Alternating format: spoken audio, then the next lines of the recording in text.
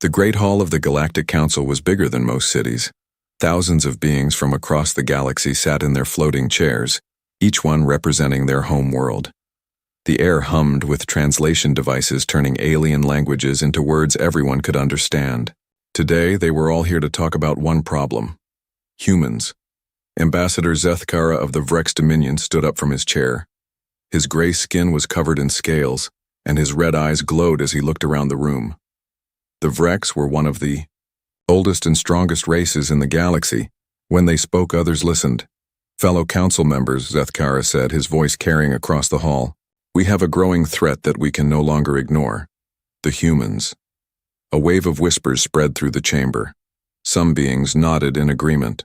Others shifted uncomfortably in their seats. 50 years ago, we welcomed Earth into our community. Zethkara continued. We thought they would be like other new species, grateful for our guidance, happy to follow our rules. We were wrong. On the huge screen behind him, images appeared. Human ships flying through space. New colonies being built on distant planets. Trade agreements being signed with smaller alien races. In just 50 years, they have spread to 12 star systems. Their population grows faster than any other species. Their technology advances at a rate we have never seen before. Zethkara's voice grew harder. And their diplomat, Ambassador Katie Sullivan, has been too successful in making friends with our smaller member species. In the human section of the hall, Ambassador Katie Sullivan sat quietly. She was a woman in her 40s with short brown hair and kind eyes. She wore the simple blue uniform of Earth's diplomatic corps. Around her sat the small human delegation, all of them looking uncomfortable as the Vrex spoke. The humans are disrupting the balance we have maintained for thousands of years, Zethkara said. They question our trade rules. They offer better deals to species we have guided for centuries. They spread their ideas about freedom and equality. This cannot continue. From the far corner of the hall, a very old voice spoke up. You speak of disruption, young Vrex. But do you remember why we have rules? Do you remember the first law? All eyes turned to Elder Counselor Morden of the Ethereal Collective. He was so old that his species had mostly become energy beings. His form flickered like a blue flame as he floated in his chair. The Ethereals were the oldest known race in the galaxy. They had been here when the Council was first formed, long before the Vrex or any other current member species. The first law is ancient history, Zethkara said with a dismissive wave. Superstition from a more primitive time. Is it? Morden's voice was soft, but it carried to every corner of the hall. The first law was written in blood and fire. It was created after the Great Purge, 3,000 years ago. Do any of you remember what happened to the Harthani? The hall grew quiet. Some of the older species shifted nervously. The younger races looked confused. The Harthani were proud. Like you, Zethkara. They were strong and had ruled their part of the galaxy for millennia. Then they met another species. A species that seemed weak and emotional. A species that loved their children above all else. Morden's form grew brighter as he spoke. The Harthani thought they could control this species by threatening what they loved most. They attacked the children. They thought it would make the parents weak and afraid. What happened? Asked a young delegate from one of the newer species. The parents burned the galaxy, Morden said simply. They did not just destroy the Harthani, they erased them. Every trace of their civilization, their history, their very existence was wiped away. The survivors created the first law to make sure it never happened again. And what does this first law say?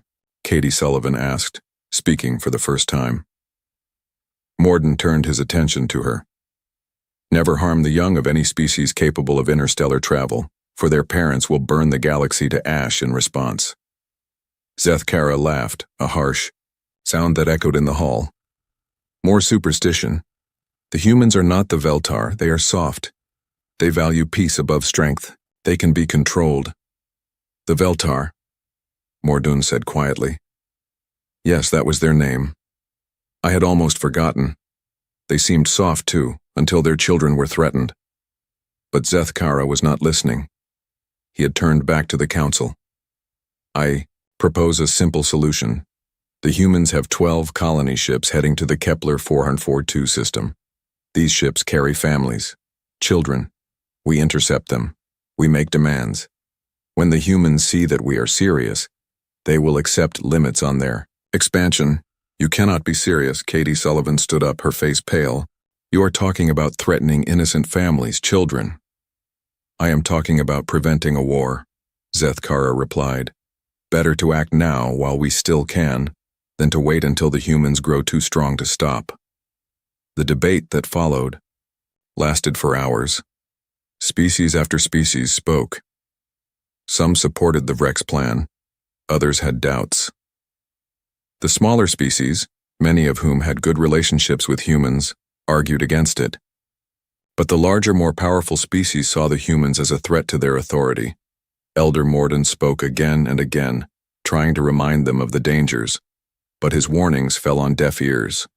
The younger species had never heard of the Veltar or the Great Purge. The older species had convinced themselves that it was ancient history with no meaning for today. Finally, the vote was called. The Great Hall fell silent as the results appeared on the screen. 847 votes in favor of the Vrex proposal, 156 votes against. The motion passed. The decision is made, announced the council speaker. The Vrex Dominion will intercept the human colony fleet at Kepler 442. They will demand that Earth accept limits on human expansion. If the humans refuse, appropriate pressure will be applied. Katie Sullivan stood up again, her voice shaking with anger. You have no idea what you are doing. Humans are not like other species. We do not respond to threats against our children the way you think we will.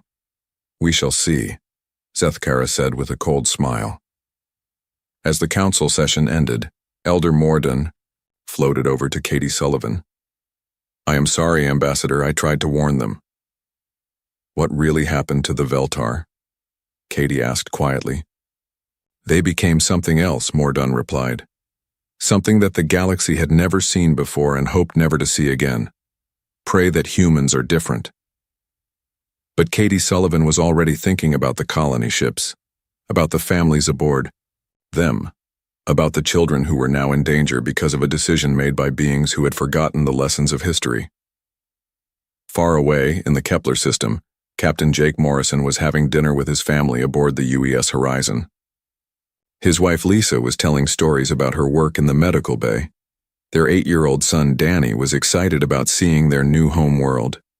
They had no idea that death was coming for them, sent by those who had forgotten why the first law existed. The human colony fleet moved through space like a chain of bright stars. 25 ships carried 50,000 people toward their new home in the Kepler system. Families had sold everything they owned on Earth for a chance at a new life among the stars. Children pressed their faces against the windows watching the endless black of space roll by. Captain Jake Morrison stood on the bridge of the UES Horizon, the largest ship in the fleet. He was a tall man with graying hair and calm eyes. He had served in Earth Space Navy for 20 years before taking this job. Leading families to new worlds was different from military service, but he liked it better. There was hope in this, work instead of fear. Sir, we're picking up something on long-range sensors, reported Lieutenant Ben Carter from his station. Multiple ships, heading our way. Jake walked over to look at the display. Red dots were moving toward them from the direction of the outer system. How many? 15 ships, sir, they're big ones. Military class. Jake felt a cold weight in his stomach. Military ships this far out meant trouble. Can you identify them? Working. On it, sir. Ben's fingers moved over his controls. Got it. They're Vrex ships. Vrex Dominion Battle Group. The bridge went quiet. Everyone knew about the Vrex. They were one of the most powerful species in the galaxy. Their ships were fast and heavily armed. But why would they be here? Open a channel to all ships in the fleet, Jake ordered. Tell them to stay calm and hold formation, then try to contact the Vrex. The main screen flickered and showed the lead Vrex ship. It was massive and dark, covered in weapons. A moment later, an alien face appeared on the screen. Admiral Krexthul had the typical Vrex features: gray-scaled skin, red eyes, and sharp teeth. When he spoke, his voice was cold and hard. "Human fleet, you will stop your engines and prepare to be boarded." Jake stepped forward. "This is Captain Morrison of the UES Horizon. We are a civilian colony fleet heading to Kepler 442b. We have done nothing wrong." "You exist," Krexthul replied. "That is enough. Your species spreads too fast and takes too much. The Galactic Council has decided that humans must accept limits." "What kind of limits?" "You will return to Earth. You will abandon your colonization efforts. You will accept that there are places in the galaxy where humans do not belong." Jake felt anger rising in his chest. "These are families, Admiral. People looking for new homes. We have the right to travel freely in Council space." "Rights are given by those with power," Krexthul said. "We have power. You do not. Turn around and go home." "I cannot do that. These people have given up everything for this chance. We will continue to our destination." Krexthul's red eyes glowed brighter. "Then you will face the consequences." The screen went black. Around the bridge, warning lights began to flash. The Vrex ships were powering up their weapons. "Red alert," Jake called out. "Signal all ships to prepare for emergency maneuvers." But the colony ships were not warships. They were big and slow, designed to carry families and supplies, not to fight. The Vrex battle group surrounded them easily. The first shots came without warning. Bright beams of energy struck the UES New Hope, one of the family ships. Jake watched in horror as explosions tore through the vessel's hull. The ship was carrying 2,000 people, including hundreds of children. "They're targeting the family sections," Ben Carter reported, his voice shaking. "They're deliberately hitting the areas where the children are." Jake grabbed his communicator. "All ships, this is Morrison. Protect the families. Get the children to the emergency pods." But it was too late. The Vrex had planned this attack carefully. They knew exactly where the families lived on each ship. Their weapons punched through the hull and into the schools, the playgrounds, the family quarters. On the UES New Hope, the lights went out. Emergency. Sirens wailed as air rushed out through the holes in the ship. Parents screamed for their children. Teachers tried to get students to safety, but there was nowhere to run. Lisa Morrison, Jake's wife, was in the medical bay when the attack started. She grabbed her emergency kit and ran toward the family sections. The corridors were filled with smoke and floating debris. She could hear children crying somewhere in the darkness. "Danny," she called out. Their 8-year-old son had been in the recreation area when the attack began. "Danny, where are you?" She found him near the observation deck, floating in space near a broken window.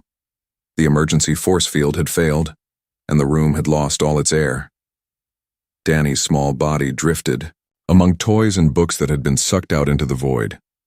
Lisa pressed her face against the window and screamed.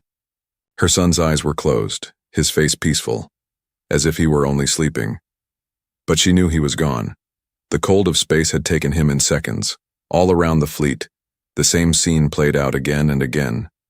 The Vrex weapons were precise and deadly. They did not try to destroy the ships completely. They targeted specific areas where they knew families lived. It was not random violence. It was planned terror. Jake Morrison stood on his bridge and watched his son's body drift past the main window. Tears ran down his face, but his voice was steady when he spoke into his communicator. "All ships with working engines, prepare to retreat. We cannot fight them. We have to save who we can." The Vrex let them go. They had made their point. Admiral Krexthul sent one final message. "Remember this day, humans. Remember what happens when you do not listen to your betters." The surviving ships limped back toward Earth. Behind them, they left a field of debris and bodies. The final count was terrible. 1,847 people dead, including 623 children. The youngest victim was only 3 years old. The oldest child to die was 16. The news reached Earth before the ships did. Every human in the galaxy saw the footage. Children's bodies floating in space. Parents weeping over small forms wrapped in emergency blankets. The burned remains of playgrounds and schools. On Earth, President Amanda Clark stood before the cameras. Her face was stone, but her eyes burned with something cold and dangerous. "The Galactic Council has made a choice," she said. "They have chosen to target our children. They believe this will make us weak. They believe this will make us surrender." She paused, and when she spoke again, her voice was different, harder. "They are wrong. As of this moment, all human colonies are being evacuated. All human children are being moved to secure locations. All human military forces are being mobilized."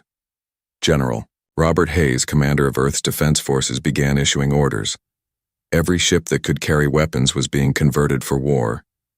Civilian factories stopped making cars and computers and started making missiles and armor. But the most frightening change was in the people themselves. Humans had always been emotional, but now that emotion was focused like a laser beam. They were not angry. Anger was too small a word for what they felt. They were something else entirely. In research centers around Earth, scientists worked around the clock on new weapons. Dr. Benjamin Price, the head of experimental physics, had a new look in his eyes.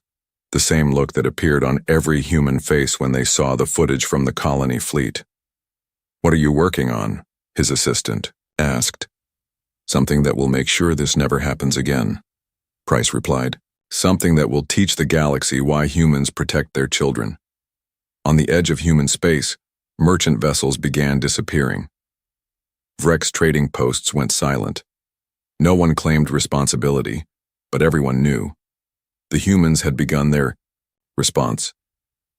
Elder Morden, watching from his chambers on Nexus Prime, sent urgent messages to every species he could contact. The message was always the same. "They have awakened the child killer's curse. Prepare for the burning." But across the galaxy, most beings thought the old ethereal was being dramatic. Humans were soft. Humans were peaceful.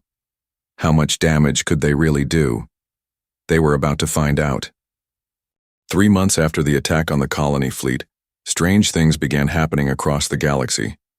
Vrex trading posts that had operated for decades suddenly went silent. No distress calls, no explosions, no battles. The stations were just empty when other ships arrived to check on them. The first to disappear was Station Kethmore on the edge of human space.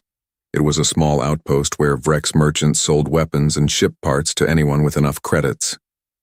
When a Zephyrian cargo ship docked there for supplies, they found the station completely abandoned. Food was still warm in the cafeteria. Computer screens were still running. But every Vrex was gone.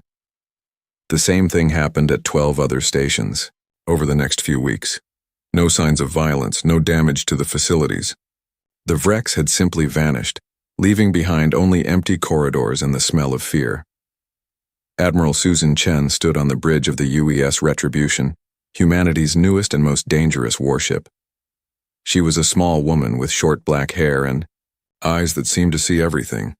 Before the attack on the colony fleet, she had been the explorer captain, mapping new star systems for peaceful colonization. Now she commanded something the galaxy had never seen before, a human war fleet built for one purpose. "Status report," she said to her bridge crew. "Vrex patrol ship detected at Grid 77 Alpha," reported Commander Paul Davis. "They're running a standard trade route escort mission." "How many aboard?" "Sensors show 43 Vrex crew members, sir." Susan nodded. "Begin the harvest." The Retribution moved closer to the Vrex ship, but it did not attack with weapons. Instead, it used something new. A blue beam shot out from the human ship and surrounded the Vrex vessel. The alien ship's engines stopped working. Their communications went dead. Their life support systems began to fail. Inside the Vrex ship, the crew panicked. They had never seen technology like this before. Their captain, a veteran warrior named Veltar, tried to send a distress call, but nothing worked. The humans had somehow taken control of their entire ship without firing a single shot. The blue beam pulled the Vrex ship into the Retribution's cargo bay. When the bay doors closed, human soldiers in black armor boarded the alien vessel. But they did not kill the Vrex crew. Instead, they did something worse. "You are going to watch something," the human commander told Veltar. "You are going to see what your people did to our children. And then you are going to carry that memory for the rest of your life." The Vrex crew was forced to sit in chairs while screens showed them footage from the colony fleet attack. They saw the children's bodies floating in space. They heard the parents screaming.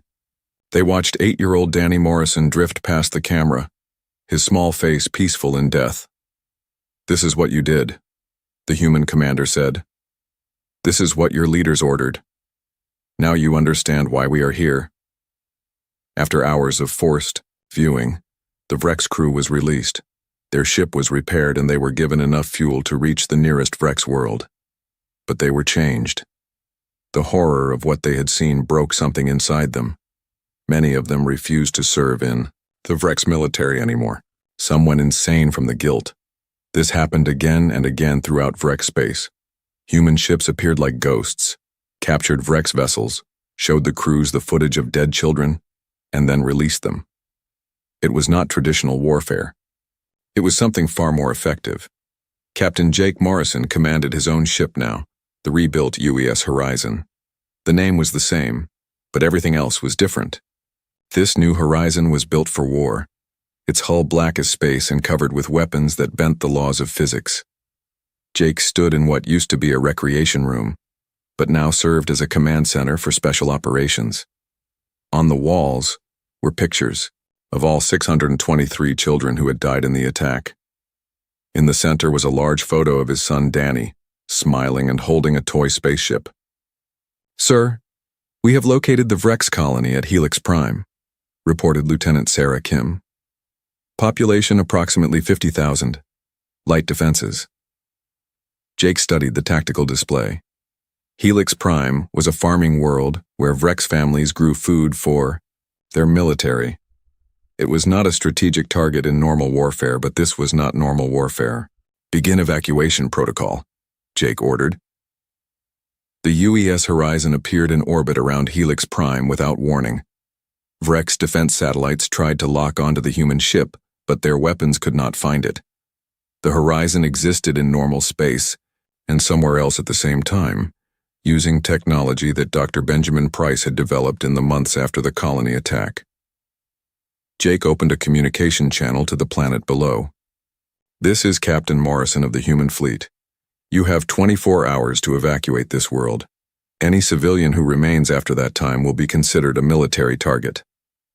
The Vrex planetary governor, a female named Cassandra, appeared on the screen.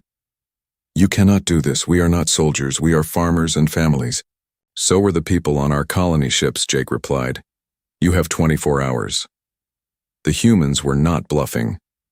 As the evacuation began, other human ships arrived in the system.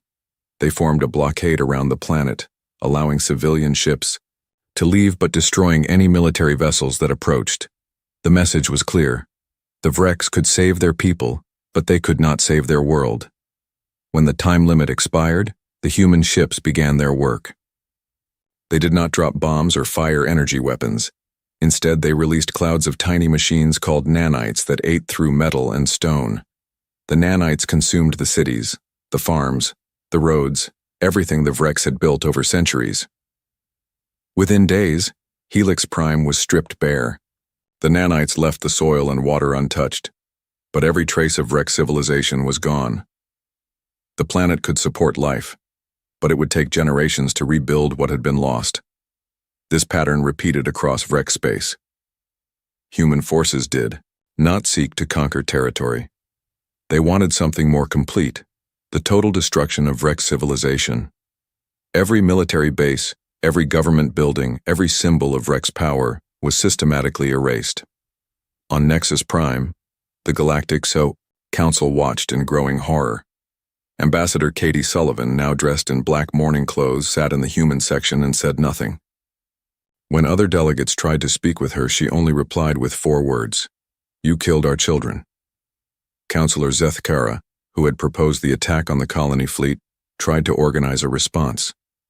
"The humans have gone insane," he told the council. "They must be stopped before they destroy everything." But other species were afraid to act. The humans had shown new weapons that no one understood. Their ships could appear anywhere without warning. Their technology seemed to break the basic laws of physics. Elder Mordun floated in his chamber watching reports from across the galaxy. The ethereal had lived for thousands of years, but he had never seen anything like this. The humans were not just fighting a war. They were remaking themselves into something the galaxy had never encountered. "How long until the Vrex surrender?" his aide asked. "The Vrex will never surrender," Mordun replied. "Their pride will not allow it. But it does not matter. The humans are not seeking surrender. They are seeking extinction." On Earth, President Amanda Clark received daily reports about the war. Human casualties were almost zero. Vrex military losses were total. But the cost was visible in other ways. The humans who returned from combat were different, harder, colder. They had seen too much and done too much to ever be the same. Dr. Benjamin Price worked in his laboratory, creating new weapons faster than the military could deploy them. His latest invention could make entire star systems uninhabitable. When his assistant asked why he was building such terrible things, Price pointed to a picture on his desk. It showed him with his daughter Emma, who had been on one of the colony ships. She was 7 years old in the photo, laughing as she played with a puppy. She had died when the Vrex attacked the family quarters. "Because they took everything that mattered," Price said. "Now we take everything from them." The war was only 3 months old, but already the galaxy was changing. Species that had ruled for millennia watched nervously as human ships patrolled their borders. Trade routes that had been safe for centuries now carried warnings about human patrols, and somewhere in the darkness between the stars, the Vrex leadership finally understood what they had awakened. But understanding came too late. The humans were no longer the peaceful explorers who had joined the Galactic Council 50 years ago. They had become something else entirely, something that would not stop until every trace of those who had harmed their children was wiped from existence. 6 months after the attack on the human colony fleet, Dr. Benjamin Price stood in his laboratory looking at something that should not exist. The device on his table was no bigger than a briefcase, but it contained enough power to destroy a star. The equations behind it made no sense according to everything the galaxy knew about physics, but it worked. "Are you sure about this?" asked his assistant, Dr. Rachel Stone. She was one of the few people on Earth who understood what Price had created. "Once we use this, there's no going back." Price looked at the photo of his daughter Emma on his desk. She smiled at him from the picture, forever 7 years old, forever innocent. "They crossed a line when they killed our children. Now we show them what happens when you make humans angry." The device was called a quantum resonance disruptor. In simple terms, it could reach inside a star and change how it worked. Instead of burning steadily for billions of years, the star would collapse and explode in a matter of hours. Price had built 12 of them. Admiral Susan Chen received the new weapons aboard the UES Retribution. Her ship had grown larger over the months, adding new sections filled with technology that most species could not even imagine. The Retribution was no longer just a warship. It was a mobile factory for building things designed to end civilizations. "Target confirmed," reported Commander Paul Davis. "Vrex Prime, homeworld of the Vrex Dominion, population 8 billion. Susan studied the tactical display. Vrex Prime was the heart of the enemy empire. It was protected by thousands of defense satellites, orbital battle stations, and the largest space fleet in the galaxy. No single ship had ever challenged it before. "Take us in," Susan ordered. The Retribution did not approach Vrex Prime through normal space. Instead, it used the dimensional manipulation technology that human scientists had developed. The ship existed in multiple realities at once, appearing and disappearing like a ghost. Vrex sensors could detect it sometimes, but their weapons could never lock on. Captain Jake Morrison led the assault in his ship, the UES Horizon. As they approached the Vrex homeworld, he opened a communication channel that would reach every Vrex on the planet. "This is Captain Morrison of the human fleet," he said, his voice calm and cold. "6 months ago, your leaders ordered an attack on our colony ships. They deliberately targeted areas where our children lived. 623 innocent children died because your people thought they could use our love for our families as a weapon against us. On Vrex Prime, billions of aliens stopped what they were doing to listen. The human ships had appeared in their most heavily defended space without warning. Their leaders had told them that humans were weak and emotional, but the voice speaking to them sounded like death itself. "We have come to collect payment for what you took from us," Jake continued. "You cannot give us back our children, but you can learn what it means to lose everything you care about." The Vrex defense fleet moved to attack the human ships, but it was useless. Human weapons reached through their shields as if they were not there. Vrex missiles exploded before they could reach their targets. Energy beams that should have destroyed the human ships passed right through them. Admiral Krexthul, the same Vrex who had ordered the attack on the colony fleet, commanded the defense of his home world. He watched in growing horror as his mighty fleet was destroyed ship by ship. The humans were not just defeating them, they were playing with them. "How are they doing this?" he screamed at his science officer. "I do not know, sir. Their technology operates on principles we do not understand. It is as if they have rewritten the laws of physics." On the surface of Rex Prime, the planetary defense grid activated. Massive energy cannons emerged from hidden bunkers and fired at the human ships. The beams were powerful enough to crack a moon in half, but they passed through the human vessels without effect. Jake Morrison's ship, the UES Horizon, materialized directly above the capital city. It was so close that Vrex citizens could see it through their windows. The ship hung there like a black sword pointed at their hearts. "You have 1 hour to evacuate this world," Jake announced. "We are going to teach your son to die. The process will take 3 years. That gives you time to save your people, but your world will become uninhabitable." The announcement caused panic across Vrex Prime. 8 billion aliens began trying to flee their homeworld at once. But there were not enough ships, there was not enough time. The Vrex had never planned for the complete evacuation of their planet. Admiral Susan Chen's ship, the Retribution, moved toward Vrex Prime's sun. The star was ancient and stable, burning peacefully at the center of the system. It had given life to the Vrex for millions of years. Soon it would give them death. "Deploy the disruptor," Susan ordered. The quantum resonance disruptor was launched toward the star. It was such a small thing, no bigger than a child's toy, but it carried the end of a civilization. When it reached the sun's surface, it burrowed deep into the nuclear fire at the star's heart. The changes began immediately. The sun's light started to flicker.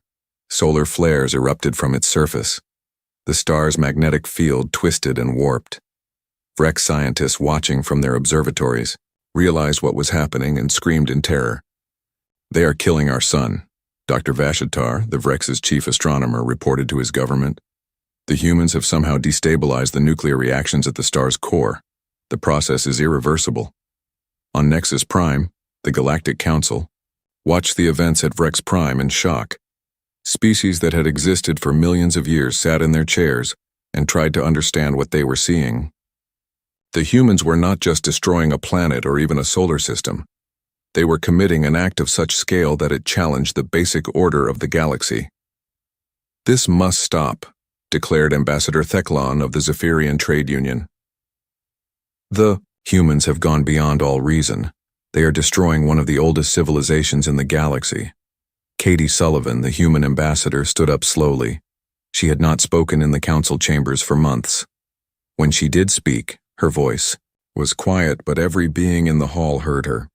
"The Vrex destroyed our children," she said. "Did you think there would be no consequences?" "But this is genocide," Theclon protested.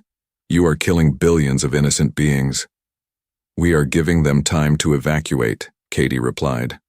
"More time than the Vrex gave our children. Our sons and daughters had no warning. They died in seconds, sucked out into space while they slept or played. The Vrex have 3 years to save their people." Elder Morden floated in his chair, watching the debate with ancient eyes. He had seen the rise and fall of countless civilizations, but he had never witnessed anything like this. The humans were not conquering the Vrex. They were erasing them. "Tell us about the Veltar," Theclon demanded of the old ethereal. "Tell us what really happened 3,000 years ago." Morden's form flickered as he accessed memories from the distant past. The Veltar were explorers, much like humans. They were curious and friendly, eager to learn about other species. The Harthani thought this made them weak. What did the Harthani do? They captured a Veltar colony ship, Aboard were 300 families traveling to a new world. The Harthani tortured the children in front of their parents, demanding that the Veltar submit to their rule. The council chamber was silent except for the hum of translation devices. The Veltar agreed to every demand. Morden continued. They surrendered their weapons, their technology, their freedom. They became slaves to save their children, but the Harthani killed the children anyway. They said it was to teach the Veltar a lesson about power, and then the Veltar changed. Within a year, they had developed weapons that could destroy stars. Within 5 years, they had erased every trace of Harthani civilization from the galaxy. Every world, every station, every ship. The Harthani had ruled over 1,000 star systems. When the Veltar were finished, there was no evidence that the Harthani had ever existed. Theclon stared at the old ethereal. What happened to the Veltar after that? They left the galaxy. They said it was too small for beings like them. Some say they found other galaxies to explore.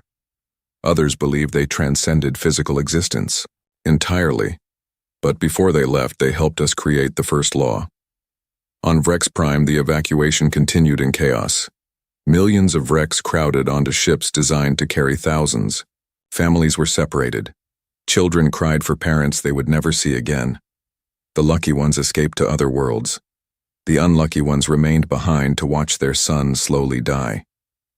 Jake Morrison stood on his bridge and watched the Vrex fleeing their homeworld. He felt no satisfaction, no joy in their suffering.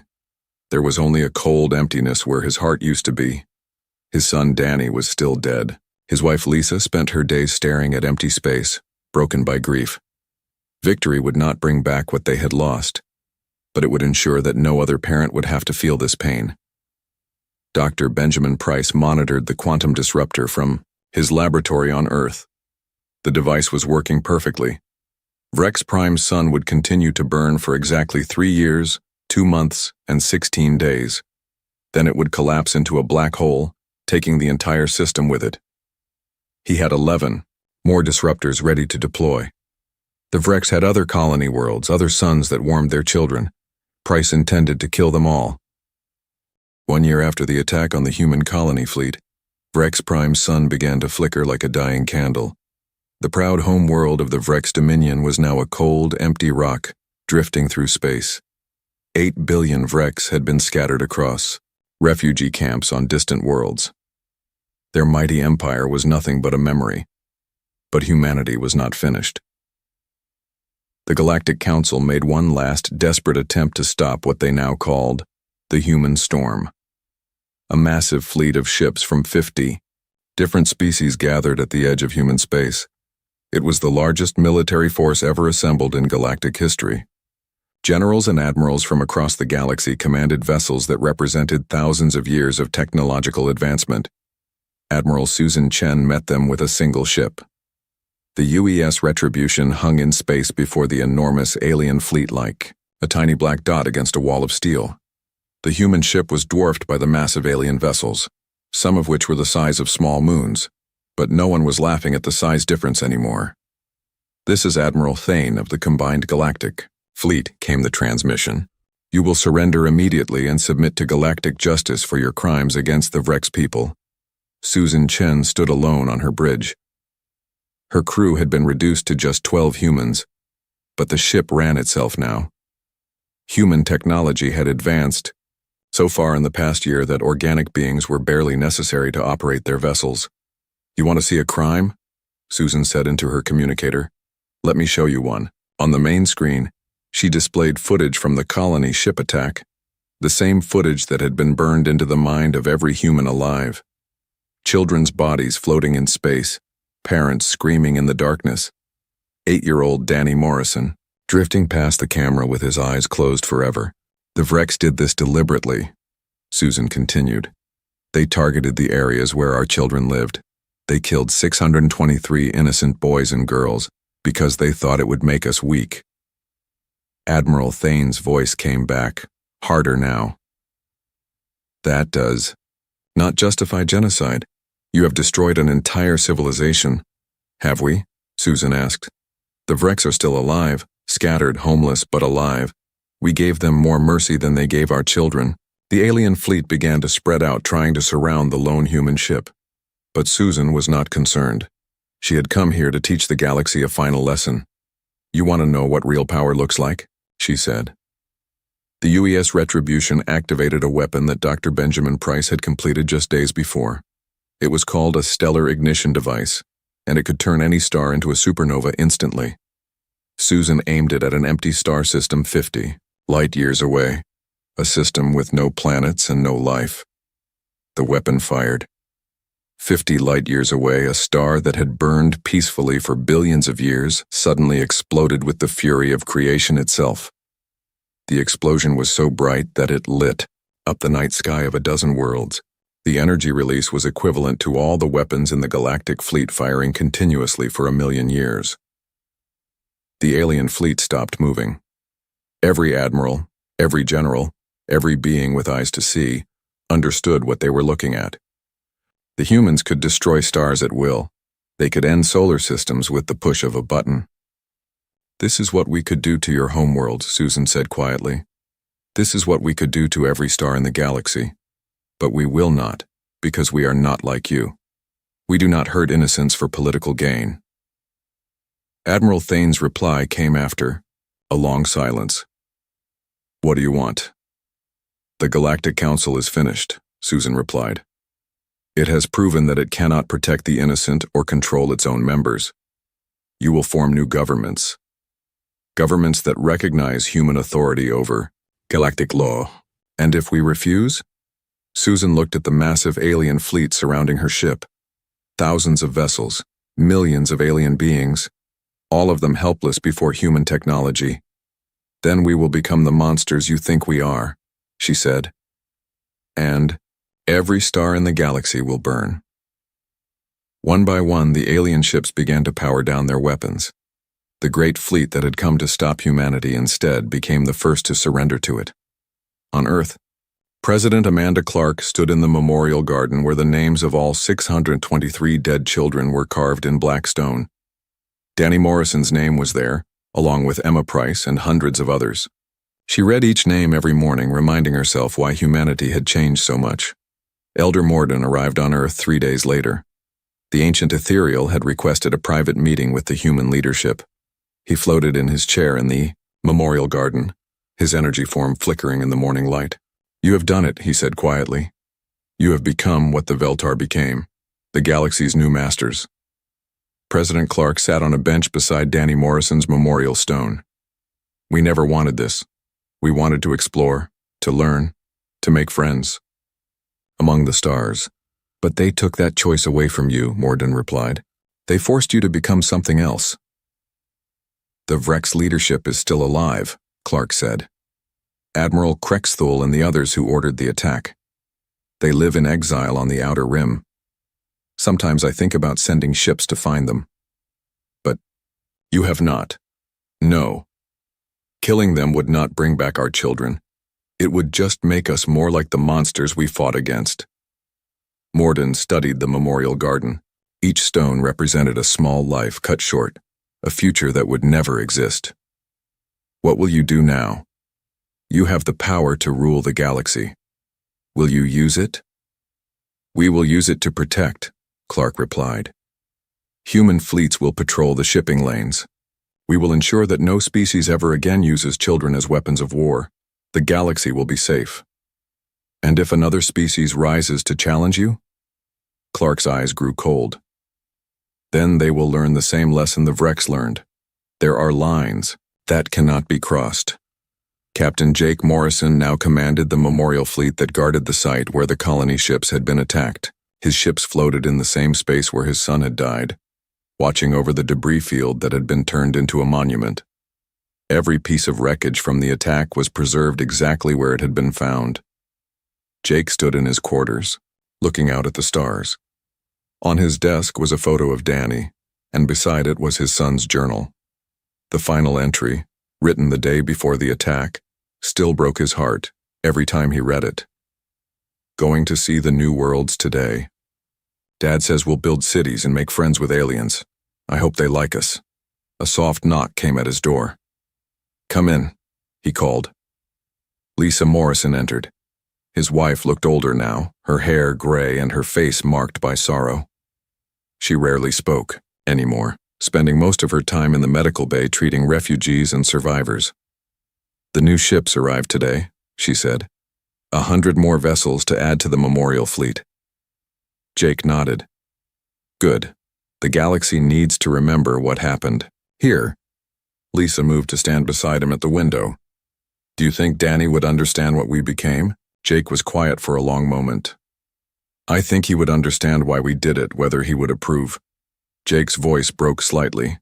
"I hope he would forgive us." Across the galaxy, the new order was taking shape. Human ships appeared in systems, where pirates had operated for centuries, driving them away with technology that seemed like magic. Trade routes that had been dangerous for millennia became safe under human protection. The Vrex refugees slowly adapted to their new lives. Some worked in the camps, helping other displaced beings. Others found jobs with species willing to hire them despite their past. A few even joined human crews, seeking redemption through service. But the galaxy had learned a lesson that would never be forgotten. In the archives of every major species, new warnings were added to their historical records. Never harm the young of a species capable of interstellar travel. Never threaten children as a weapon of war. The consequences were too terrible to imagine. Dr. Benjamin Price continued his research, but his focus had changed. Instead of weapons, he now worked on ways to heal the damage that war had caused. Medical technology that could save lives. Environmental systems that could restore dead worlds. Tools for creation instead of destruction. He kept his daughter's photo on his desk, but he had added something new beside it. A small sign that read, "For those who come after." The galaxy was different. Now, human ships patrolled the void between stars. Human law governed trade and travel. Human justice protected the innocent and punished those who would harm children. It was not the future that humanity had wanted when they first reached for the stars. They had dreamed of exploration and discovery, of friendship and wonder. Instead, they had become the galaxy's guardians, forever watching, forever ready to respond to threats against the innocent. The first law of the galaxy had been rewritten in blood and fire. It now read, "Never harm the young of any species, for their parents may be human, and humans protect their children above all else, even if it means burning the galaxy to ash." In his memorial garden on Earth, Danny Morrison's stone bore a simple inscription. He wanted to make friends with aliens. Below that, in smaller letters, "They should have let him." The vast emptiness of space lit up as the Zuraxian scout ship entered Earth's solar system. Commander Veltar stood tall, his blue-gray skin reflecting the glow of the control panels. His six-fingered hand moved across the display, zooming in on the small blue planet. "Another water world," he said with a dismissive wave. "Class 3 at best." His science officer, Relker, nodded in agreement. "Preliminary scans show primitive technology. They've barely left their own atmosphere." The Zuraxian Empire had conquered hundreds of worlds across the galaxy. Earth was just another dot on their map of expansion. What made this planet different was the unusual amount of water. Oceans covered more than 2/3 of its surface. "Those empty blue spaces will make our work easier," Veltar said. "We can establish bases in these deep areas without the natives ever knowing we're here." 5,000 miles away, in a NASA listening station in Alaska, Dr. Alan Murphy spilled his coffee as strange signals appeared on his monitor. He had been tracking unusual patterns for weeks now, but this was different. This was structured, almost like a language. Alan picked up his phone and called the one person he knew would believe him. "Kate, it's Alan. I think you need to see this." Lieutenant Kate Johnson arrived at the station 6 hours later. Her Navy uniform was wrinkled from the long flight, but her eyes were sharp as she studied the signal patterns. "This isn't Russian," she said, "and it's not Chinese either." "That's what I've been trying to tell my supervisors," Alan said, running a hand through his messy brown hair. "Whatever this is, it's not from Earth." Kate frowned. "Where is it coming from?" Alan pointed to a map on his computer screen. That's the strange part.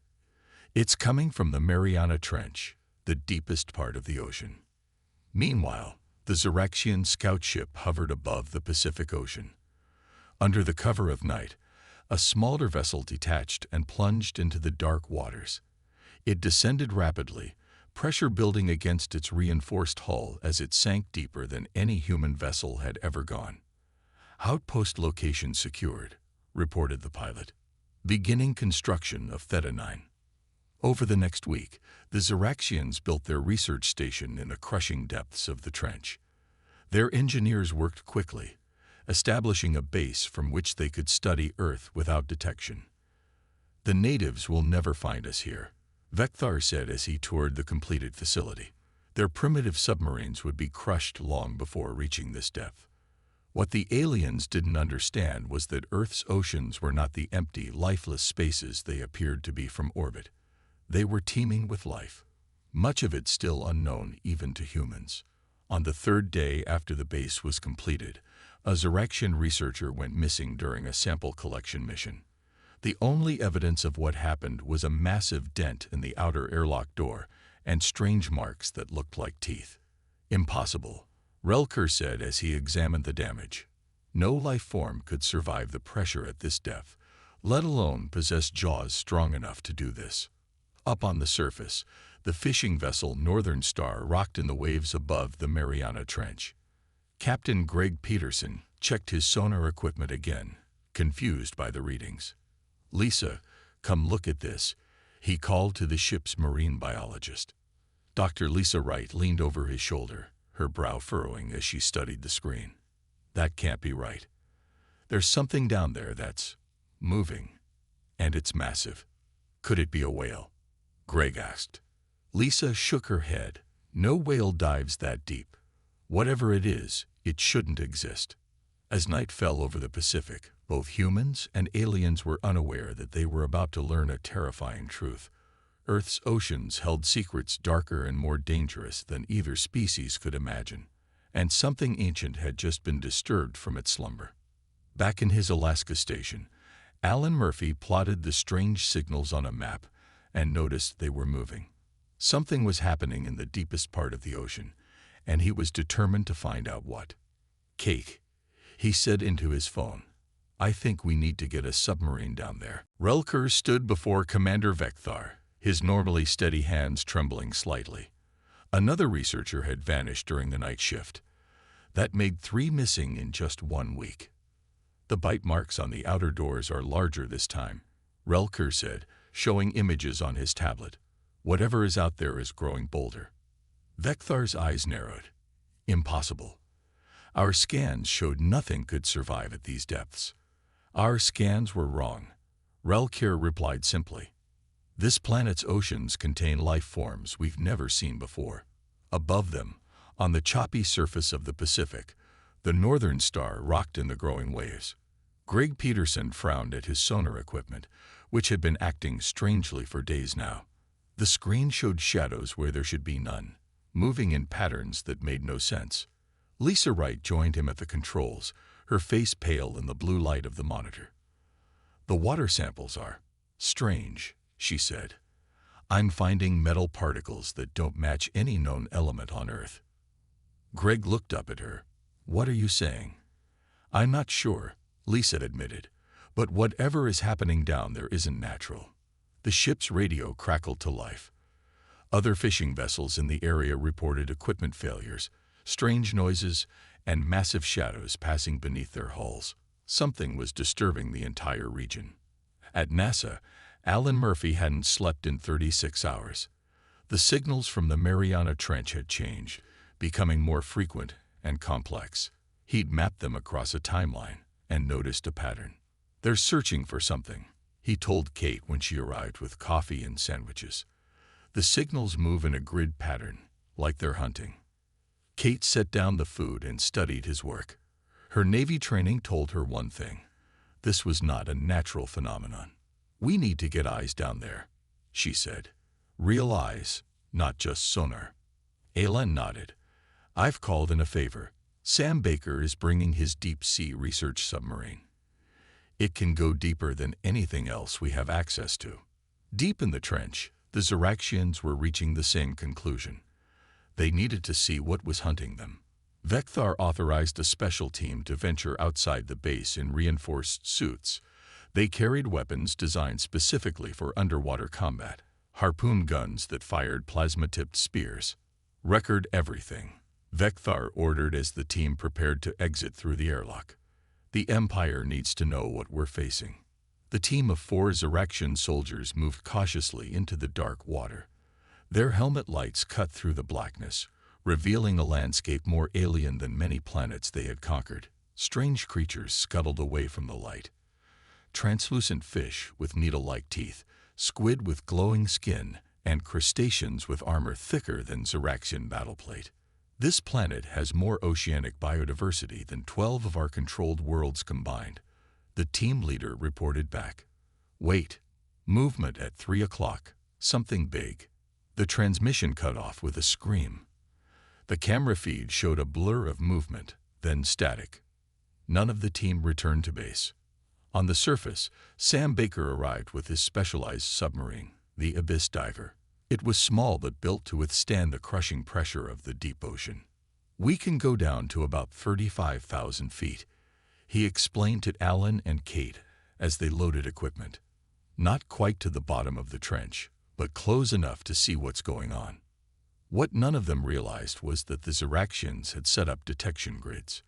The moment the Abyss Diver began its descent, alarms blared inside the alien base.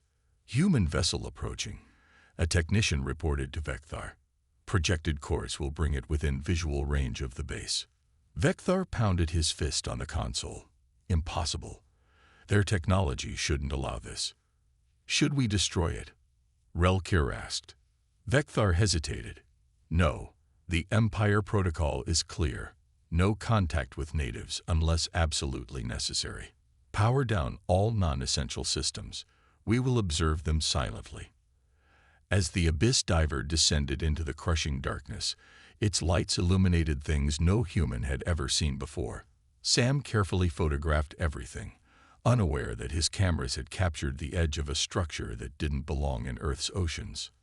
And in the darkness beyond the submarine's lights, something massive and ancient watched them all. Commander Veltar stood before the main communication screen, his posture stiff as he reported to the Imperial Council. The 7 elders of the Zuraxian Empire looked down at him with cold eyes. We have lost 12 personnel in 14 Earth days, Veltar said. Something in these waters hunts our people. The head elder leaned forward. You classified this planet as Class 3, minimal threat. Explain this failure. The oceans, Veltar said. We assumed they were empty spaces between landmasses. We were wrong. Earth's oceans are the most dangerous environment we have ever encountered. The Council murmured among themselves before reaching a decision. We will send reinforcements, special forces with enhanced weaponry. Earth must be properly assessed. As the communication ended, Relkir approached his commander. Sir, I've analyzed the attack patterns. Whatever hunts us isn't just strong. It's smart. It learns our routines. In the Abyss Diver, Sam Baker guided the small submarine deeper into the trench. Kate Johnson sat beside him, monitoring the sonar, while Alan Murphy operated the cameras. We're passing 20,000 feet, Sam said. Pressure is holding steady. Kate pointed to the sonar screen. There's something odd about these readings. See these smooth areas? Natural formations don't look like that. Alan swung the external camera toward the area she indicated. The lights pierced the darkness, revealing a glimpse of something metallic before it disappeared from view. Did you see that? Alan asked, his voice tight. That wasn't a rock. Sam began to turn the submarine, but Kate put a hand on his arm. Wait, look at the sonar again. There's something else down there, and it's moving. The shape on the screen was massive, circling below them at impossible speed for something so large. Then, without warning, it changed direction and moved straight toward them. Evasive maneuvers, Kate shouted. Sam yanked the controls, sending the submarine into a sharp turn. The vessel shuddered as something enormous brushed past them. Through the viewport, they caught a glimpse of skin as black as the deep ocean itself, covered in bioluminescent patterns that pulsed with blue light. "What was that?" Alan whispered. "I don't know," Sam replied, his hands tight on the controls. "But nothing that large should be able to survive at this depth." The abyss diver's external sensors recorded a pressure wave as the creature moved away, heading in the direction of the hidden Zuraxian base. Inside the alien facility, alarms began to blare. Motion detected. Large object approaching at high speed. A technician shouted. Veltar watched the security feeds as the massive shape approached their base. It was at least 3 times longer than their facility. A colossal squid-like creature with tentacles that ended in what looked like hands. "Activate defensive measures," Veltar ordered. Energy weapons powered up around the base's perimeter, firing blue pulses into the water. The creature recoiled momentarily, then attacked with renewed fury. Its tentacles wrapped around one of the weapon emplacements and crushed it like paper. "Sir, the special forces have arrived," Relkir reported as the base shook from another impact. A new Zuraxian ship descended through the water, larger and more heavily armed than any previous vessel. It opened fire on the creature, which turned and flowed into the darkness, leaving behind a cloud of inky black fluid. Captain Drenlock, leader of the Special Forces, strode into the command center. "Commander Veltar, the Imperial Council has ordered a full assessment of all oceanic life forms on this planet." "Sir, with respect, we don't have the resources to." "Resources are no longer a concern," Drenlock interrupted. "This planet has been reclassified. Earth is now a Class 1 world. Extremely dangerous." Meanwhile, the abyss diver had retreated to a safer depth. The 3 humans sat in stunned silence, reviewing the footage they had captured. "We need to report this," Kate said finally. "Report what?" Sam asked. "A sea monster. Weird metal structures. They'll think we're crazy." Alan studied the images carefully. "We need proof. Hard evidence. And there's only one way to get it." Kate knew what he was thinking. "We have to go back down." Above them, on the northern star, Greg and Lisa were picking up unusual seismic readings from the ocean floor. "It's like there's a war going on down there," Greg said. He had no idea how right he was. Captain Drenlock stood before his elite squad of Zuraxian soldiers. They wore specialized deep-sea combat suits, sleek and black, with glowing blue lines marking their edges. Each soldier carried a weapon that looked like a cross between a harpoon and a laser rifle. "The creatures in this ocean have killed our people," Drenlock said. "Today, we hunt them back." Veltar watched from the side, concerned. "Captain, we don't understand these life forms yet. Perhaps we should study them first." Drenlock laughed. "Study? The Empire doesn't study threats. We eliminate them." 5 ships left the Zuraxian base, each carrying 4 soldiers. They spread out across the ocean floor, hunting for the giant creature that had attacked them. Their orders were simple: find and kill anything that posed a threat. On the surface, strange reports began coming in from across the Pacific. Fishing boats found dead sea life floating in massive numbers. Whale watchers reported unusual migration patterns, with entire pods changing direction suddenly. Something was disturbing the natural order of the oceans. The Northern Star sailed through waters filled with dead fish. Greg Peterson looked over the side of his boat, his face grim. "I've never seen anything like this," he said to Lisa, who was collecting samples. Lisa dropped a thermometer into the water. "The temperature hasn't changed. This isn't natural die-off. Something is killing them." Greg's radio crackled. Other fishing boats were reporting the same thing across hundreds of miles of ocean. Whatever was happening was spreading. At a naval base in Hawaii, Kate Johnson presented the submarine footage to her superiors. The images showed glimpses of metallic structures and the massive creature that had nearly hit them. Admiral Harris frowned at the screen. "You're saying there's an unknown structure at the bottom of the Mariana Trench?" "Yes, sir," Kate replied. "And we believe it's not natural. Are you suggesting it's man-made? Chinese or Russian? Kate hesitated, then said what she knew sounded crazy. No, sir. We don't think it's from Earth at all. There was a long silence before the Admiral spoke again. Lieutenant Johnson, that's a serious claim. I know, sir.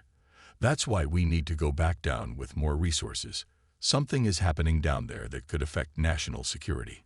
After a long discussion, Admiral Harris agreed to provide a Navy submarine, the U.S. Bellerophon, for a follow-up mission. Meanwhile, beneath the waves, the Zuraxian hunting parties were encountering more than they had bargained for. The first team radioed in with panic in their voices. We're under attack. Multiple creatures. They look like Earth sharks, but much larger. Our weapons aren't. The transmission cut off abruptly. The second team reported a swarm of what they described as electric eels, the size of transport ships, before they too went silent. In the command center, Veltar received the reports with growing horror. Call them back, he ordered. Call all teams back now. Sir, Relker said, voice shaking, we've lost contact with 4 of the 5 teams. Drenlock pounded his fist on the console. Impossible. Those were our best soldiers with our best weapons. This planet's oceans are unlike anything in our records, Veltar said. We need to inform the Council immediately. As Veltar prepared his report, the final hunting team returned, their ship badly damaged. Only one soldier had survived. His combat suit was torn, and his eyes were wide with fear. There's something down there, he gasped. Something old. Something that was sleeping until we woke it up. What did you see? Drenlock demanded. Eyes, the soldier whispered. Dozens of eyes, bigger than our ships, and it was watching us. Learning. Waiting. Back on the surface, Alan Murphy was analyzing seismic data when he noticed a pattern. The disturbances weren't random. They were moving. And they were getting closer to the coastlines. It's like something is driving sea life toward land. He told Sam as they prepared to join Kate on the U.S. Bellerophon. Something is scaring even the predators. As the submarine prepared to dive, none of them realized they were about to face the ancient guardian of Earth's deepest places, a creature that had evolved in isolation for millions of years, undisturbed until now. The U.S. Bellerophon cut through the dark waters of the Pacific, diving deeper than any military submarine was meant to go. Inside, Kate Johnson stood behind the captain, watching the depth gauge with growing anxiety. 30,000 feet, the captain announced. Hull integrity holding, but we're pushing the limits. Alan Murphy and Sam Baker huddled around a monitor, studying the sonar readings. The images showed something massive moving below them, something far larger than what they had seen before. I'm counting multiple signatures, Sam said. Not just one creature, but several. The captain's voice came over the intercom. All personnel be advised. We are entering an unexplored zone. Stay alert. As the submarine descended further, its powerful lights revealed a landscape that seemed impossible. The ocean floor was marked with what looked like massive footprints, as if giants had walked there. Structures that resembled coral grew in geometric patterns too perfect to be natural. Are you recording this? Kate asked. Every second. Alan replied, his eyes wide. Suddenly, the sonar operator called out. Contact. Large object approaching from the east. Everyone turned to the viewport just as something massive swam into view. It looked like a cross between a squid and a whale. But its skin glowed with patterns of blue light. It was easily 3 times the length of the submarine. My God, the captain whispered. The creature circled the submarine, studying it with eyes the size of car tires. It showed no fear, only curiosity. It's intelligent, Sam said. Look at how it's examining us. Before anyone could respond, the sonar operator shouted again. More contacts. Lots more. And something else. Structured objects moving toward us. The Zuraxian combat ships appeared from the darkness, weapons charged. They fired at the giant creature, which recoiled in pain and released a cloud of black ink. What the hell are those? the captain demanded. I don't think they're ours, Kate said quietly. More sea creatures appeared, massive sharks, squid, and other deep-sea life forms that shouldn't exist at that size. They attacked the Zuraxian ships with surprising coordination. The radio crackled to life with an unfamiliar voice speaking broken English. Human vessel. Leave area now. Danger. Kate grabbed the radio. Who is this? Identify yourself. There was a pause before the voice responded. We are. Not from here. Go back. Save yourselves. A massive explosion rocked the water as one of the Zuraxian ships was destroyed. The shock wave hit the Bellerophon, sending it spinning. We've lost power in Engine 2, an engineer reported. We need to surface. We can't, the captain replied. We're too deep for an emergency ascent. As the submarine stabilized, they saw a Zuraxian ship coming toward them, trailing smoke from a damaged section. It moved alongside the Bellerophon and extended what looked like a docking tunnel. They want to board us, Kate said. Or they want our help, Alan suggested. After a tense discussion, the captain agreed to allow a single visitor. The airlock cycled, and a wounded Zuraxian officer stumbled into the submarine. The human stared in shock at the alien being. Blue-gray skin, six-fingered hands, and eyes that seemed to glow from within. I am Sub-Commander Relker, the alien said in halting English.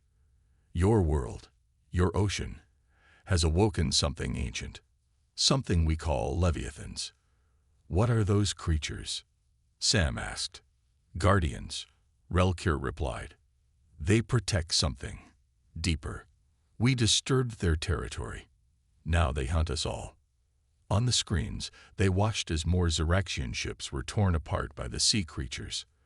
The largest of the creatures, the one they now knew as a leviathan, seemed to be directing the others. Why are you telling us this? Kate asked. Because we cannot fight them alone, Relker said. And now, neither can you. We woke them. But you know these oceans. You evolved alongside these monsters. You must help us stop them. A loud bang echoed through the submarine as something massive struck the hull. It seems, the captain said grimly, that we don't have much choice. Above them, the Northern Star found itself in the middle of a feeding frenzy as thousands of deep-sea creatures rose to the surface, fleeing from something in the depths below. The command center of the U.S. Bellerophon had become an unlikely meeting place. Humans and a Zuraxian stood around a table, looking at maps of the ocean floor. Captain Harris of the submarine pointed to the Mariana Trench. Your base is here, he asked Relker. The alien nodded. His translator device, now working better after Alan had helped fix it, converted his clicks and whistles into English. Yes, we thought the depth would hide us from your people. Kate leaned forward. But you didn't count on the leviathans. We didn't know, Relker said. Our scans showed life forms, but nothing of that size or intelligence. They must have been dormant, hiding in caves or deeper trenches. Sam studied the creature images they had captured. These leviathans, they're like nothing in our scientific records. How is that possible? The deep ocean remains largely unexplored, Alan said. Humans have mapped more of Mars than our own ocean floors. Another boom shook the submarine. The leviathans were still out there, circling, occasionally bumping the hull. They're testing us, Relker said. Learning our weaknesses. The radio crackled to life. It was Greg Peterson from the Northern Star. Bellerophon, do you copy? Something strange is happening up here. The ocean is going crazy. Thousands of fish jumping out of the water. Whales beaching themselves. It's like they're terrified of something below. The leviathans are driving everything upward, Kate said. Or something is driving even the leviathans upward, Relker suggested, his alien features showing what might have been fear. In the Zuraxian base, Commander Veltar received an encrypted message from the Imperial Council. His orders were clear. Eliminate all humans with knowledge of the Zuraxians. Leave no witnesses. Recover Relker. Veltar stared at the message for a long time. Throughout his career, he had never questioned orders, but he had also never faced a threat like the leviathans, and he had never met a species that could potentially help his people survive. He deleted the message. "Prepare the sonic disruptor," he told Captain Drenlock. "We're going to help the humans." Drenlock was shocked. "Sir, the Council's orders." "The Council isn't here," Veltar said. "We are. And we need the humans' knowledge of these oceans if any of us are going to survive." Back on the Bellerophon, Alan and Relkir worked together, combining human oceanography with Zuraxian technology. They studied the recordings of the leviathans' bioluminescent patterns. "Look at this," Alan said, pointing to a sequence of flashing lights on the creature's skin. "It's communication.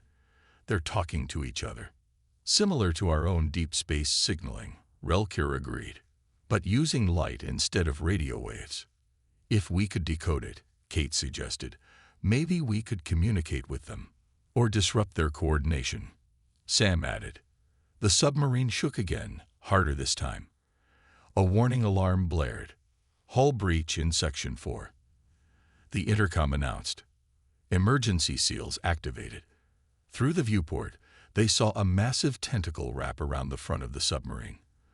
An eye the size of a car tire peered in at them. The Leviathan was no longer testing. It was attacking. "We need to get to the surface," the captain ordered. "We'll never make it," Relkir said. "Not with that thing attached to us."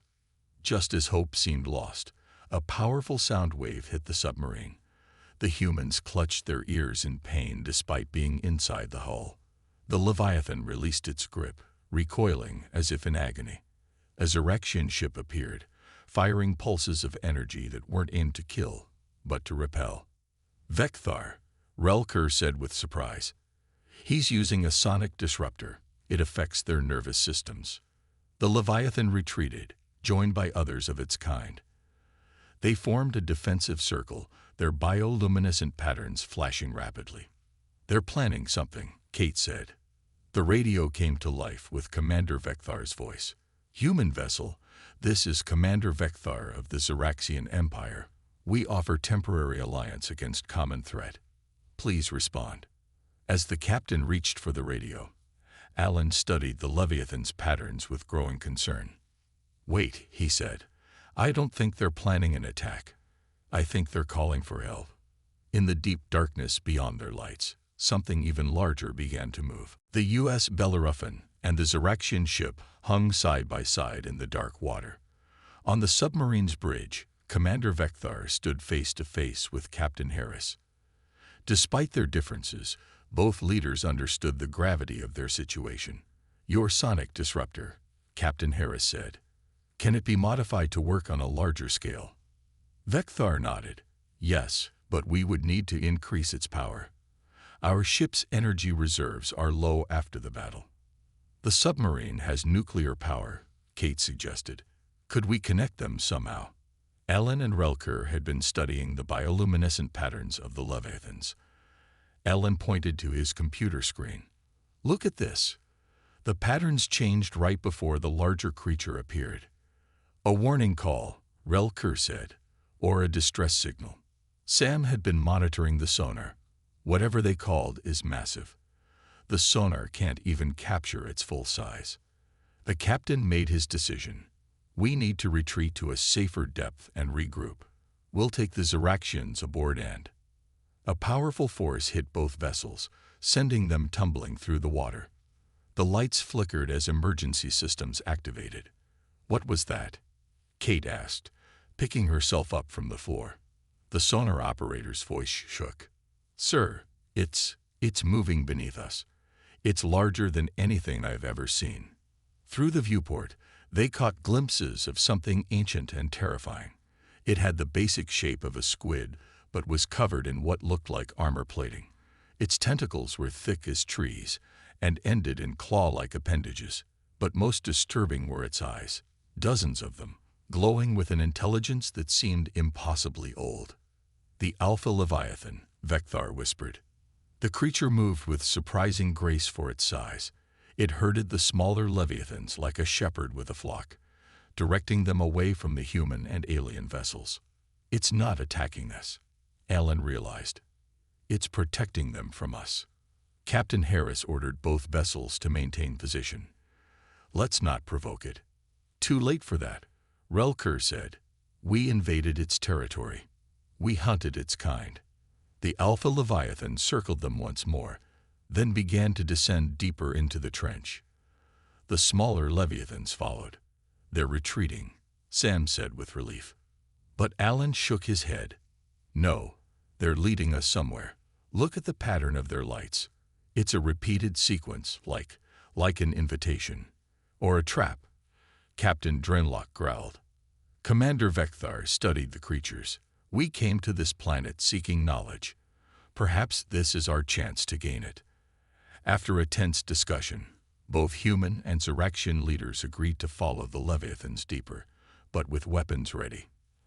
As they descended, the ocean floor opened up into a vast underwater canyon that didn't appear on any human charts. The walls of the canyon glowed with bioluminescent organisms, lighting the way like runway lights. This is impossible, Sam said. How could we have missed something this large? It was hidden, Relker suggested, perhaps deliberately. At the bottom of the canyon, they found something that challenged everything humans and Zuraxians thought they knew about Earth. Stone structures rose from the ocean floor, not natural formations, but buildings and monuments covered in strange symbols that resembled both ancient human writing and Zuraxian script. An underwater civilization, Kate whispered. The Alpha Leviathan settled in the center of the structures, its tentacles spreading out to touch the buildings. As it did, the symbols began to glow with the same bioluminescent light as the creature's skin patterns. It's connecting with the city somehow, Alan said. Through the submarine's external speakers, they began to hear a low, mournful sound, like whale song but more complex, more deliberate. It's trying to communicate, Relker said. Veltar turned to the humans. Your species has lived alongside these oceans for thousands of years. Have you encountered anything like this before? Captain Harris shook his head. Legends, myths, stories of ancient beings in the deep. Nothing confirmed. Until now, Kate added. As they watched, the buildings began to shift and change, as if waking from a long sleep. More sea creatures gathered around them, not just leviathans, but species from every depth of the ocean, forming a living shield around the ancient city. We need to understand what they want, Alan said. No, Veltar replied. We need to understand what we've done. This is their world. We are the invaders. 3 days later, a strange gathering took place aboard the oceanographic vessel Challenger Deep. Humans and Zuraxians sat together around a table covered with maps, data charts, and strange devices from both worlds. Alan Murphy pointed to a 3D projection of the underwater city. We've translated about 30% of the symbols. They tell a story of an ancient race that lived on Earth long before humans. They went extinct, asked Captain Harris. No, Kate Johnson said. They didn't die out. They evolved. The leviathans are their descendants. Commander Veltar leaned forward. You're saying these creatures were once a civilization. A civilization far more advanced than either of ours, Relker confirmed. But they chose a different path. Instead of conquering nature, they adapted to it. They became one with the ocean. Sam Baker had been analyzing tissue samples collected from near the city. Their DNA shows signs of both natural evolution and deliberate engineering. They'd redesigned themselves over thousands of generations. Greg Peterson and Lisa Wright had joined them from the Northern Star, bringing valuable data about how the ocean's surface had returned to normal once the humans and Zuraxians stopped attacking the leviathans. The smaller ones act as guardians, Lisa explained. They patrol the ocean, keeping the balance. The Alpha is like their leader, their connection to their past civilization. Veltar received a message from the Imperial Council. They were sending a fleet to Earth, intending to claim the planet by force. The commander looked at the humans who had worked alongside him. sharing knowledge and risking their lives. He made his decision. "My people are coming," he announced. "They will not understand what we have learned. They will see only a planet to conquer." The room fell silent. Then Kate spoke. "We need to show them what we found. Make them understand." "The leviathans can help," Alan suggested, "if we could communicate with them properly." "I think I can help with that," Sam said. He had been working with Relicure on a modified version of the sonic disruptor. "We've turned it from a weapon into a communication device. It mimics their sound patterns." They took the device to the edge of the ancient city. The Alpha Leviathan approached, cautious but curious. Sam activated the device, which emitted a series of low, complex tones. The Alpha responded, its skin flashing with bioluminescent patterns. More Leviathans gathered around it. "We're asking for their help," Sam explained to the others, explaining that more aliens are coming who might not understand. The Alpha's patterns changed. The water around them vibrated with sound. "I think that's a yes," Alan said. When the Zuraxian fleet arrived a week later, they found an astonishing sight. Thousands of Leviathans had gathered on the ocean's surface, forming patterns visible from space. The Alpha floated in the center, its massive body glowing with symbols that matched those of the ancient city. The Imperial Council's flagship received a transmission, a joint broadcast from Commander Veltar and Captain Harris, standing side by side. "This planet is under the protection of both its native species," Veltar declared, "the humans above the water, and the Leviathans below. We have formed an alliance." The Imperial Council was furious, but as their ships approached Earth, they encountered something unprecedented. The oceans themselves seemed to rise up against them. Massive waves threatened to swamp their landing craft. Sea creatures gathered in the thousands, responding to the Leviathan's call. After several failed landing attempts, the Council agreed to negotiations. 3 months later, Earth was designated as a protected zone under a historic treaty. The Zuraxian Empire recognized both humans and Leviathans as sovereign species. A joint research station was established at the edge of the ancient city, where scientists from both worlds could learn from the ocean's secrets. Greg Peterson became the station's first human director, with Commander Veltar as his Zuraxian counterpart. Kate Johnson led the diplomatic team, while Alan Murphy and Sam Baker worked with Relicure on communications with the Leviathans. As for the Alpha, it returned to the depths, but occasionally visited the station, bringing new knowledge from the ancient world below. The Zuraxian Empire added a new classification to their planetary database, Class 0, Ocean World. Approach with respect and caution.